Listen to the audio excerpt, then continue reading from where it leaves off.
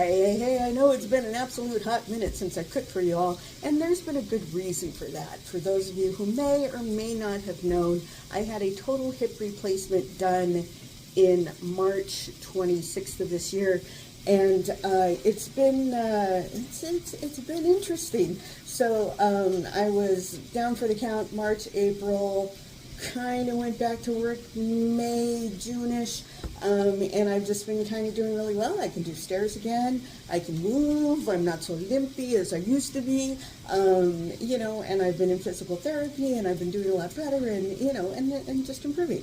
So I've been getting a lot of people going, "You ever going to cook again?" And I'm just like, of course, I cook every day. It's just I don't film it, which I really should, I suppose, huh? So tonight, I'm actually making a 3-part dinner. And normally I just show you a recipe, but tonight I'm going to show you how you can coordinate your efforts to feed your family. Isn't that great? So tonight we're going to make barbecue style green beans. I really can't call them. I can't call them that, but it's based on their recipe. Okay, so the first thing that I've got going is I've got bacon rendering low and slow because I need the grease to make meal number 2, which is crispy potatoes, which I currently have sitting in the sink right now. And I've got a pot back here that I'm getting ready to boil so that I can parboil the crispy potatoes before I put them in the bacon grease in the oven so that I can make dish number 2, which is crispy potatoes. And the last thing that I'm going to make is a grilled steak. So this is my mom's cast iron skillet, which I believe was possibly her mom's cast iron skillet. So that means this puppy's at least 100 years old, if not older, and it is the perfect vessel for making the perfect steak. But we got to get this puppy rip-roaring, and there's kind of a problem because I have an electric stove, and electric stoves and hot roaring cast iron aren't exactly the best of friends. So this puppy's going to go into the oven and get rip-roaring, as well as the tray that we're going to use for the hot oil and the hot bacon grease that we're going to use to make the crispies. And that is all contingent on the bacon rendering down, which has just started, and then our oven has just hit 400 degrees, which was that happy little ding, ding, ding. And then in the back, I've got a pan of salted water going, and we're just going to put this all together a bit at a time. So for the green beans, you're going to need, they don't sell bacon in a pound anymore. It's 12 ounces of bacon, so that's rendering there. So we're going to use that oil for the potatoes. You're going to need a half onion, a half of a yellow onion. This is Texas sweet onion. We love those. And we're going to use half one of those chopped up. We're going to use 2 cans of green beans, French cut, and we're going to use 1 can of fire roasted diced tomatoes. So we're also going to add a few little special ingredients just to kick up the notch a little bit that I learned from my friend who is one of the main cooks over at In Barbecue that I can't really name, but I used to deliver their meat all the time, and I used to have their head chef on speed dial, so I learned a few tricks from that particular barbecue place. But other than that, we will be back in a bit when we've got some rendered bacon, and we're going to move on. So see you in a moment. As our bacon is cooking down and rendering, we're going to start doing the prep for the potatoes. So I've got Yukon Gold potatoes here, which are just, you know, a waxy potato. They're lovely, they're totally tasty. And a trick that I learned to make crispy potatoes the best is that you're going to cut them, but you're going to cut them in kind of odd angles. So just kind of chop them up a bit so that you have more surface area. Notice that? And so you want the more surface area so that when they crisp up, there's more contact with the flesh of the potato with your wonderful collection of yummy different fats that you're going to cook these puppies in to give you the best overall flavor. So just kind of cook them in kind of weird shapes. We are not going for pretty and uniform in this particular endeavor. So anyways, back in a bit. Okay, so we have got the chopped potatoes in the pot with the boiling water, and we're going to cook those for about 5 minutes, maybe 7. You know, just to get them a little bit softer before we put them in the bacon grease. And if you're wondering what's in the pot back there, I'm making some chicken for later in the week. See, we're multitasking. Isn't that fun? And then in my oven, I've got that pan, which I've got heating up, which we're going to be using for the bacon grease and the potatoes. And we got that pan heating up that we're going to be using for the steak. Okay, so our bacon is rendered, and we've got a lot of nice juicy fat in here. And the reason we do is because I added about a half a stick of butter so that we had more fat for our Crispies. So as you can see, that bacon is all nice and crispy and perfect and beautiful. So we're going to take that out of the pan, and then we're going to be using the grease to make the crispy potatoes. Now we've taken the potatoes off the burner. Remember, they were boiling in the salted water, and I've got them in the stove right now. I mean, the stove. I've got them in the sink right now, and they're just cooling down just a little bit. And there's not a big problem if there's a little bit of bacon that makes it into the pan with the grease. So, anyways, remember we have the pan ahead that's getting all super hot. What I've got here is I've got a little bit of coconut oil. I'm going to add that to the pan. Can you hear that sizzle? That means that the pan is pretty rip-roaring hot. And we're going to move the bacon grease, and we're going to put that into the pan. And there's like maybe a tablespoon of bacon grease left in the pan. We're going to use that to make our green beans. And then we've got our potatoes. Now, this is a little dangerous because, you know, hot oil and you know, get a little shaky, just so that those potatoes can get coated a little bit with that grease, and those go back into the oven. Now, in the pan, I've turned the heat to medium, and what we're going to do in here is we're going to add the onion, and we're going to get that softening. And then I've got a little bit of garlic. I'm going to be using some of the garlic for the steak. So we're going to get that just kind of going. And we've got that lovely little bit of bacon flavor in there. You guys can't even see what I'm doing, can you? Okay, there we go. Alrighty, ta-da! All right. So, anyways, we've got the onions going. We're just going to cook this for just a couple of minutes for that garlic and onion to get kind of translucent and yummy. And it's almost there. So like, you know, like 1-2 minutes. Doesn't take long at all. But we want the pan to get kind of hot again, because we're going to be adding some things that are going to cool the pan down when we add the green beans, which are at room temperature. We're going to be adding the tomato, which is also at room temperature, and that's going to make things cook down a little bit. So, or it's going to make the pot cool down, because when you add cold things to hot things, they even out their temperatures. So, anyway, yeah. So this is perfect. So what we're going to do next is we're going to add the can of diced tomatoes.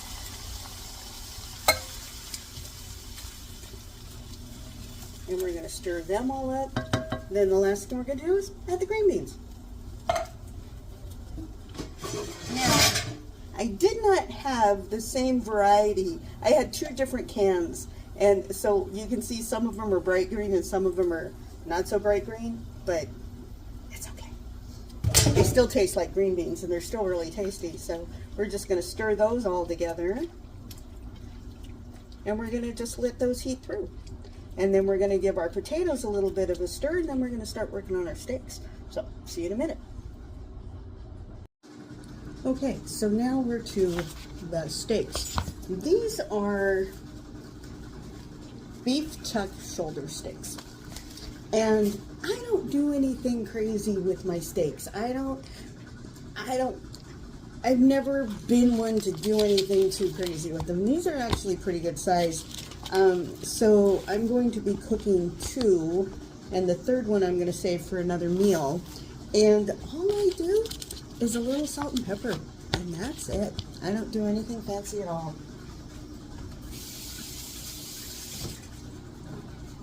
Make sure you wash your hands.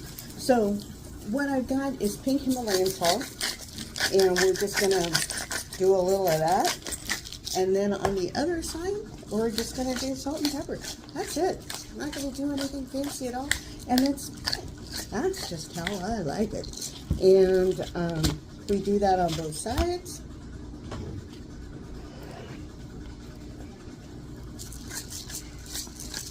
So we've got some pepper going. And some salt. And you know, it's so rare that I cook a steak that I'm probably doing this in a way that is just going to make some people upset. But you know what? Don't care. My kitchen, my rules. All right, so come with me over to the stove when we start getting these steaks going. So there is Mom's cast iron skillet right there. I just took it out of the 400-degree oven. And the steaks should...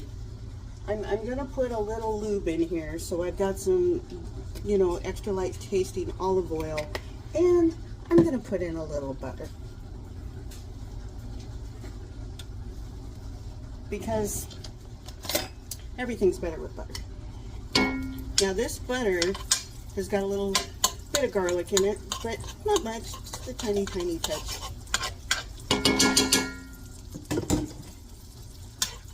And we're going to make sure that that pan has got lube all around. We're going to take our steaks, and we're just going to lay them in there. And we're going to put them back in the oven. Now, you know, on top of the oven, in the oven, however you want to do it, whatever makes you happy, I don't know. But since we're in here, we're going to give our potatoes a little bit of a swirl.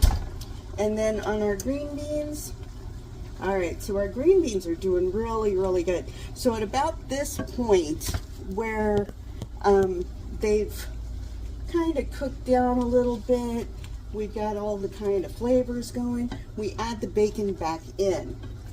And so what's going to happen with that bacon is that it's going to cook, it's going to kind of lose its crispiness a little bit, and it's going to just be insanely yummy. And here is the trick, the piece de resistance. You add just a little bit of barbecue sauce. That's what I learned from my friends over at Barbecue. They added a little bit of their own special barbecue sauce, and that just kicks up the flavor a little bit, and that's fine. And then we just let that cook and render down, and then the steaks are cooking and the potatoes are cooking, and we should have dinner in about 15-20 minutes. So I'll see you in a bit. Okay, so as you saw, I had 3 steaks, and that's too many steaks for us because I eat that much. I eat just a couple. So I've got a Ziploc here, and all I did with the third steak is I cut it into smaller pieces that I'm just going to put that in the freezer, and I'm going to save that for making broccoli beef later in the week, or I can save it for maybe making fajitas. If I was doing fajitas, I would probably add the onions and the bell peppers before I stick it in the freezer, and that way they all marinate together, and then you've got more and more flavor. But I think I'm going to save this for broccoli beef later in the week. So, what you do, you close it almost all completely closed, make it into a little sausage, and then you're going to roll it super, super tight blow out as much of that air as possible, seal it up, stick it in your freezer.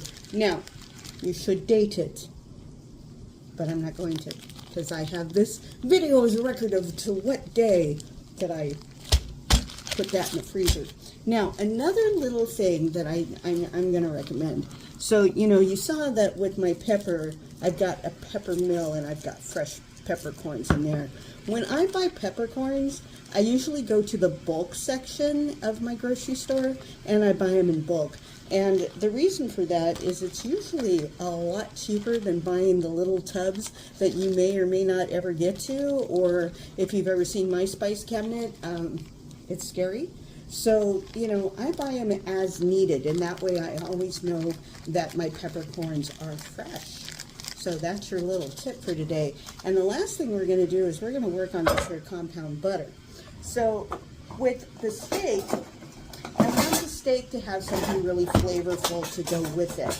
And what I've got in here is I've got butter, garlic, and parsley. And I'm going to add a little bit of pepper to it because, you know, everything's better with pepper. And the butter does have salt in it, but I want it to have a little bit more because I just love that flavor. And I'm just going to beat it. And, you know, normally you would do this in a mortar and pestle. You could do it in your blender. I just want everything kind of incorporated and together. And what's going to happen is when that steak comes out of the oven, if we want to, we can put the compound butter on top of the steak, and then it just adds an extra layer of flavor. And sometimes you can get really lucky and your grocery store actually has this all pre-made and you don't have to go through this step, but it's totally up to you. I mean, you can put anything on your steak. And do you know the reason why? Do you know the reason why I wanted to make steak? Because I bought a different A1. I bought a different What's Your Sister sauce or Worcestershire sauce, and I wanted to try it. And there was also a deal at my grocery store for A1 steak sauce. And, you know, I love A1 steak sauce, but I never have it in the house because I never make steak. So now that I've got steak and I've got this beautiful compound butter and I have A1 steak sauce and I have Worcestershire, I've got everything that I need to have an amazing, incredible, delicious steak. So, I'll be back in a bit.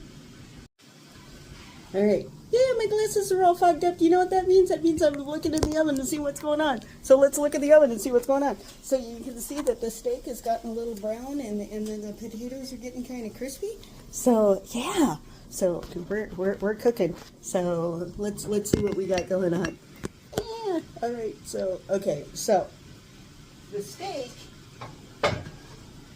you can see all those juices we've got going on and everything with it. We're just going to give it a quick turnover and we're going to let it cook. And by the way, I have my oven doing a convection cycle. And the convection cycle is kind of a roasting cycle. And then the potatoes, we're just going to give them a quick little stir. And they're doing what they're going to do. So, and then the compound butter is looking really, really good. So we're just a couple minutes away from just getting all of this together. I'll see you in a bit. Okay, I've been brave. And I took the steaks out of the oven because I want them to sear up.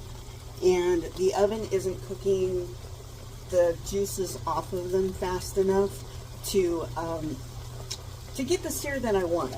And then the green beans are exactly how I want them. The extra moisture has melted away, and as you can see, it's you know, there's not a lot of juice left in the pan, and it just needs a couple of finishing touches. So good old 21 seasoning salute from Trader Joe's, a couple of shakes of that, and a little bit of garlic powder, and this dish is done. So we're just going to stir it up a little bit and get those flavors all in there. Now, what I could do with the pan juices in meat is that I could actually turn that into a bit of a gravy and finish the steaks off on a sheet pan in the oven if that's what I want to do, but I don't. What I want to happen, I forgot, cast iron is hot all the way through. Okay, so what I need to happen is I want these juices to cook off and render back into the meat, okay? And then what that does is we're basically braising the steaks, because these are pretty thick steaks, and they also have a lot of, they don't have a lot of fat to them, so there's nothing to keep them and make them super, super soft and juicy, you know what I mean? So we're gonna cook them down just a little bit. We're gonna give them another flip.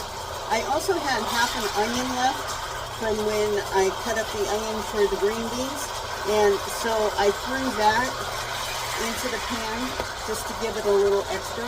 And see how beautiful that sear is on the back side of that?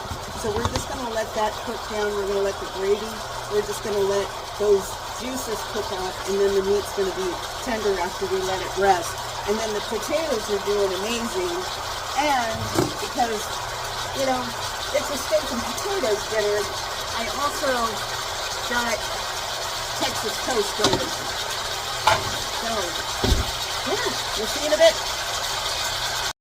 Okay, so the majority of the juice that was in this pan has pretty well cooked off, and all we're left with is these steaks with amazing color.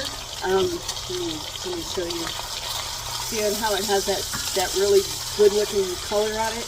And yeah, these puppies are done. So what we're going to do, you know, I'm trying to render that fat cap that's on there a little bit, and that's going to happen in the last couple of minutes of cooking. So what I'm going to do is I'm going to turn the heat off, and I'm just going to let this rest. And by the time this is done resting, the potatoes are going to be done, and the Texas toast is going to be done, and we're going to have dinner. Okay, so I realized that the cast iron really holds its heat, and the steaks were getting a little dunner than I like, so I moved them to a plate, and I saw all of those beautiful meat drippings and went, oh, I gotta use them. So guess what? I have a whole bunch of mushrooms. I found a thing of mushrooms that, so I cut up the mushrooms, and now the mushrooms are sauteing, and they're going to absorb all of that amazing flavor from the meat drippings, and our potatoes are done, our Texas toast are done. So we're going to turn off the oven and just let those set in there, and then we'll serve up in just a minute. Alrighty, we're done. So the steak is nicely rested. I like things on the well done side, and this steak, as you can see, is nicely well done, which means it's brown all the way through. And the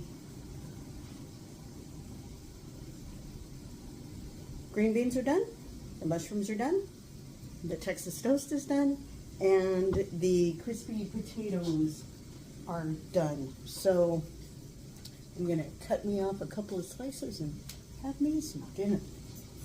So here's the crispy potatoes, you can see those, and the mushrooms, and the green beans, and my hair in my face, and that's it. So I hope you enjoyed cooking with me tonight, and more to come. Oh, and Halloween is coming, and I have a new countdown to Halloween that I get to share with y'all. So y'all got something to look forward to. The mini cliffhanger, dun dun dun. So I'm going to serve me up a plate and see you in a bit. Bye. All right, here we are, all served up. We've got our little bit of Texas toast. We've got our crispy potatoes. We've got our steak with a little bit of compound butter. We've got our barbecue knockoff green beans. We've got a little bit of mustard and the piece de resistance, a little A1. I'm going to enjoy my supper. So anyways, so thanks for joining me, and like I said, I'll see you the next time. All right, don't forget, I love you, and ta-ta for now.